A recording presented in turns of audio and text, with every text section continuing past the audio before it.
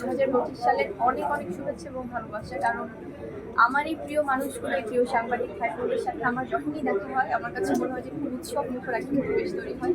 আজকেও ব্যতিক্রম না, আজকে এত এত ক্যামেরা, এত এত সব সম্মানিত সাংবাদিকরা আছে, খুবই ভালো লাগছে। আর আজকে আমরা সব একসাথে হয়েছি এশিয়া জুয়েলার্সের গোল্ড প্লেটেড জুয়েলারি প্রথম ওয়েবসাইট লঞ্চিং প্রোগ্রামে।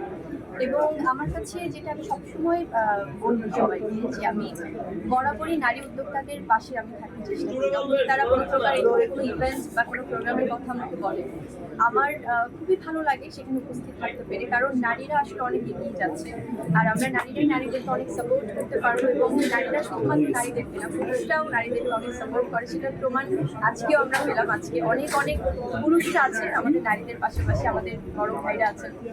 এবং আমি যেটা বলি যে আসলে তখন আজকে যে এশিয়া জুয়েলার্সের আমরা প্রোগ্রামে এসেছি, আমাদের ওনার যিনি তাজরুফা আপু আমাদের সাথেই আছেন। এবং উনি আসলে অনেক সুন্দর, অনেক দারুণ প্ল্যানিং করে এই জুয়েলার্সের এই যাত্রাটা আসলে অব্যাহত রেখেছে। এত সুন্দর সব কালেকশন। এবং আমি যখন এই প্রোগ্রামটায় আমন্ত্রণ পাই, চিফ গেস্ট হিসেবে যখন আমাকে আমন্ত্রিত করা হলো, আমাদের সবার প্রিয় বসুন সাহা দাদা, আমাদের অনেক ভালোবাসার ফটোগ্রাফার দাদার সাথে আমার অনেক, যে প্রতিদিন আমরা খুব র্যান্ডম কাজ হচ্ছে তা না, বাট যখনই কোনো এক্সক্লুসিভ প্রোগ্রাম হয় তখনই দাদা আসলে আমাকে নক করে যে আমি ফ্রি আছি কিনা বা আসতে পারবো কিনা। এবং এত দারুণ প্ল্যানিং করে যে আসলে না আসতে পারি না। সেখান থেকে আজকে প্রোগ্রামটা দিয়ে ঘুরেই আসি। আর আমাদের পাশে আরও আছে, ভাই আছেন আমাদের, তো খুবই ভালো লাগছে। এবং আমি বলবো যে জুয়েলারি এমন একটা বিষয়, গহনা আসলে নারীদের সৌন্দর্যের প্রতীক। যেটা বরাবরই আমি বলি যে গহনা মানুষকে এত সুন্দর করে উপস্থাপন করে, এবং এটি কিন্তু একটা সম্পদ, একটা অ্যাসেট। আর শুধুমাত্র নারীরা না, যেমন যখন থেকে 7000 বছর আগে যখন জুয়েলারির প্রথম গহনা সবাই প্রাচীন যুগ থেকে ব্যবহার করা শুরু করে, তখন নারীদের পাশাপাশি পুরুষরাও ব্যবহার করতো। এবং যদি আমরা বলি যে গোল্ড প্লেটেড বা গোল্ডের বা এই ধরনের, আমাদের এখানে কিন্তু ডায়মন্ড কাট জুয়েলারিও কিন্তু অনেক আছে। তো অনেক অনেক কালেকশন। এবং পুরুষরাও কিন্তু নারীদের পাশাপাশি অনেক জুয়েলারি ইউজ করে, বিকজ এটা আসলে সবার ব্যক্তিত্বের একটা বাহক। তো ভীষণ ভালো লাগছে। আমি চাই এই যে স্মার্টেস্ট যুগে 2025 সাল আসছে, যেখানে প্রথমবারের মতো ওয়েবসাইট লঞ্চিং হলো জুয়েলারি কোনো শপের। তো এটা আসলে দর্শকরা বা যারা ক্রেতারা আছে তাদের জন্য অনেক সহজলভ্য হবে। তারা সহজেই এখানে কানেক্টেড থাকতে পারবে এবং তারা নিজের পছন্দ মতো আসলে জুয়েলারি সংগ্রহ করতে পারবে। আপু, আপনার এক পাশে বসে আছে গৌতম দাদা। আমরা যদি লাস্ট কিছুদিন ধরে লক্ষ্য করি, তার সাথে কাজের পরিধি বাড়ছে আপনার। আর সাথে দাদার ফেসটাও যদি আমরা দেখি, আপনাদের মিষ্টি ছুটিও হচ্ছে। আর সবকিছু মিলে কি কাজ আসছে আসলে? আর এতদিন পরে দাদার সাথে কাজ করছি।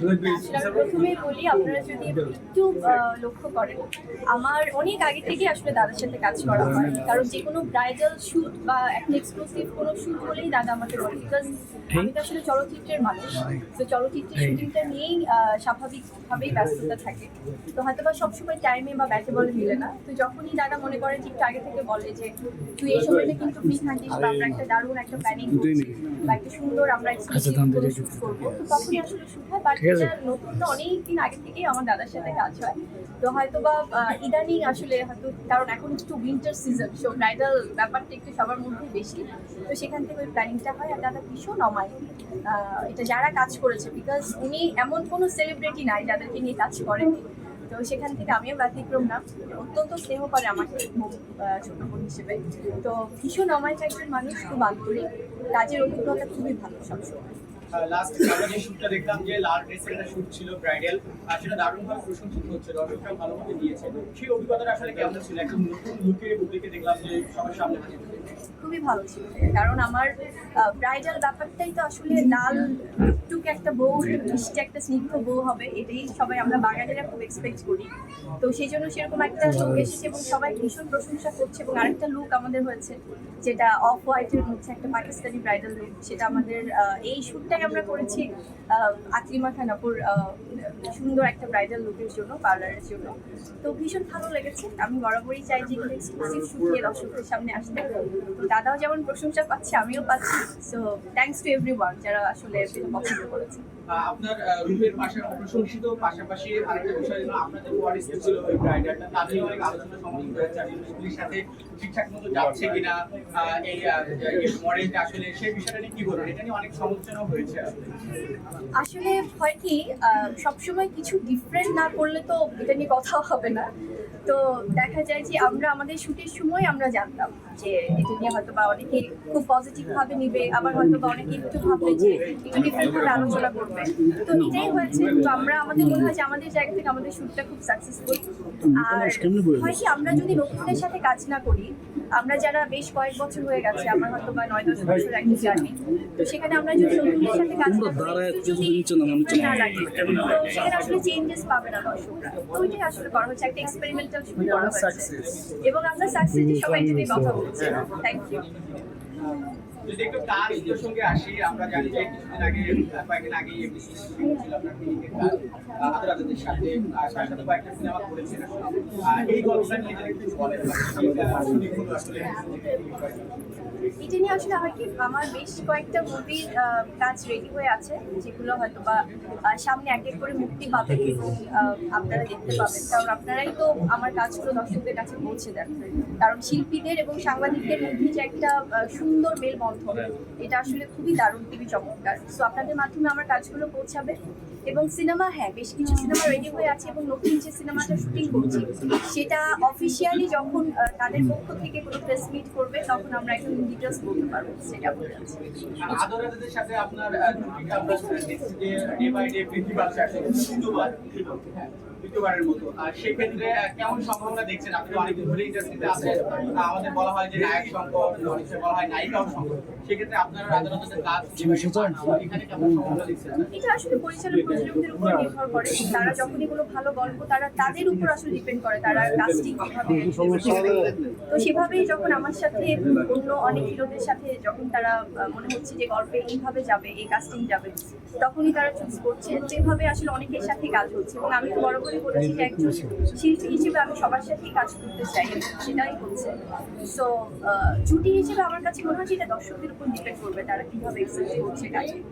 তো বরাবরই আসলে অভিজ্ঞতা ভালো যাদের সাথে কাজ হচ্ছে। শোনা যাচ্ছে যে পিডি হয়তো ঈদে আসতে পারে, আসলে কি ঈদে আসবে কিনা জানেন? এটা আসলে প্রোডাকশন হাউসের উপর নির্ভর করবে, কারণ আমরা তো অনেক সময় অনেক অ্যানাউন্সমেন্ট শুনতে পাই, অনেক প্ল্যানিং থাকে। তো এটা তাদের উপর ফাইনালি ডিপেন্ড করবে তারা ঈদে আসবে নাকি কোনো একটা উৎসবে আসবে নাকি কিভাবে আসবে। তো আমরা তো অ্যাজ এন আর্টিস্ট হয়তো আমরা জানি যে আমাদের শুটিংটা প্রপারলি শেষ করতে হবে। তো মুক্তির বিষয়টা সম্পূর্ণ পরিচালক প্রযোজকদের উপর। সর্বশেষ উল্লেখে প্রহেলিকা সিনেমাতে যেভাবে চয়নিকা চৌধুরী উপস্থাপন করেছিল, আর সেখান থেকে দর্শকের আলাদা একটা আগ্রহ তৈরি হয়েছে তার অভিনয় সত্তাটাকে। এই ধরনের ক্যারেক্টার বা ওই ধরনের ওই প্রহেলিকা সিনেমাকে ছাড়িয়ে যাওয়ার কবে আসছে, সামনে কবে দেখতে পাবো? হয় কি, আসলে প্রত্যেকটা চরিত্রই তো আলাদা আলাদা, কোনোটার সাথে কোনোটার মিল নেই। তবে আমি কিছুদিন আগেও বলছিলাম একটা গণমাধ্যমে যে আমি এখন খুবই চুজি আসলে কাজের ব্যাপারে। আছে না অনেক সময় হয়তো বা র্যান্ডম অনেকের, যেমন আলহামদুলিল্লাহ যে যারা এই পরিচালক প্রযোজকরা আছে তারা আসলে যে কোনো গল্প হলে তারা চিন্তা করে যে মুভিকে বা কাস্ট করা যায় কিনা বা ওনাকে আমরা চাই এই সিনেমাতে। তো সেখান থেকে আমার দর্শকদের যে একটা ভালোবাসা তৈরি হয়েছে, একটা আগ্রহ তৈরি হয়েছে, একটা দায়বদ্ধতাও কাজ করে। তো আমি র্যান্ডম খুব একটা, যদি বছরে একটি দুটো কাজ করি, খুব কম কাজ করতে চাই, but that has to B qualityful. So শুধুমাত্র যে কাজ করার জন্য করছি, ইটস নট লাইক দ্যাট। আমি চাইছি 2025 মাথায় রেখে যেন দর্শকরা সেভাবেই দেখে, কারণ আমাদেরও কিছু লিমিটেশনস আছে, আমাদের একটা বাজেটের ব্যাপার আছে সব সিনেমা টিমেই। তো সেখান থেকে আমি চাই যে ভালো গল্প, ভালো একটা প্রোডাকশন টিম বা ভালো একটা সবকিছু মিলে যখন হবে তখনই কাজ করবো। তো এই জন্য কিন্তু দেখা যাচ্ছে হয়তো অনেকেই বলে যে আপু পরের সিনেমা কবে পাচ্ছি, পরের ঘোষণা কবে পাচ্ছি। তা আমার মনে হয় যে আসলে ওই কোয়ান্টিটিটা না বাড়িয়ে আমি চাই কোয়ালিটি, যেটা বরাবরই আমি করে এসেছি। সো অনুরোধে ঠেকি আর আসলে চাই না যে না, অনেকেই বলছে ছোট বোন হিসেবে আছে এই কাজটা আপু একটু করে দেন। তো এভাবে আর চাই না, আমি চাই যে কাজের ক্ষেত্রে যেন আমার দর্শকরা আশাহত না হয়, সেটাই আসলে চাচ্ছি।